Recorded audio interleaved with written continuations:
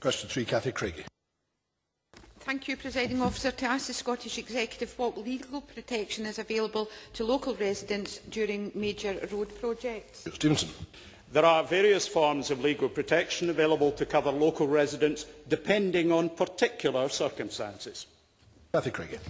Does the Minister agree with me that residents should not expect to be kept up to 3 and 4 o'clock in the morning by noisy roadworks?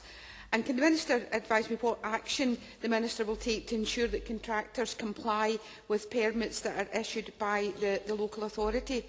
And does the Minister agree that the traffic management on the A80 is not working for the residents and for road users?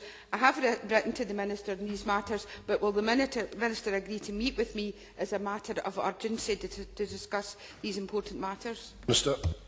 I'm always happy to meet with members on matters of this kind which do affect constituents, and if she contacts my office I will of course ensure that that happens. We are in process of constructing noise barriers and bunds. We haven't completed that process. We have seen significant improvement through the work that's been undertaken so far. The complaints as to nighttime working, I do recognise that there appear to have been such activities. For the moment, the working on the sites of greatest concern, the work is moved elsewhere. The local authority has not yet taken enforcement action because it is for them to do so.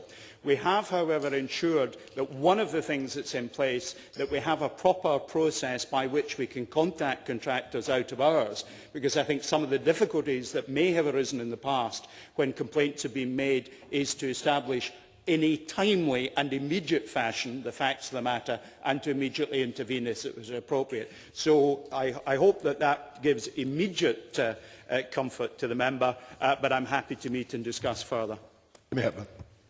Thank you, Presiding Officer. I wonder if the Minister can tell us what responsibility there is incumbent upon contractors for road projects such as HMC at the A80 to communicate the rights to local residents, including their legal protection rights. Well, it isn't an obligation directly of the contractors to undertake that. What certainly has been the case in working up the details of this project, that Transport Scotland have sought to engage with the local communities to the extent that they can. And part of that process certainly should have been to answer questions on legal rights. But of course, it would not really be for this construction company or Transport Scotland to directly provide legal advice.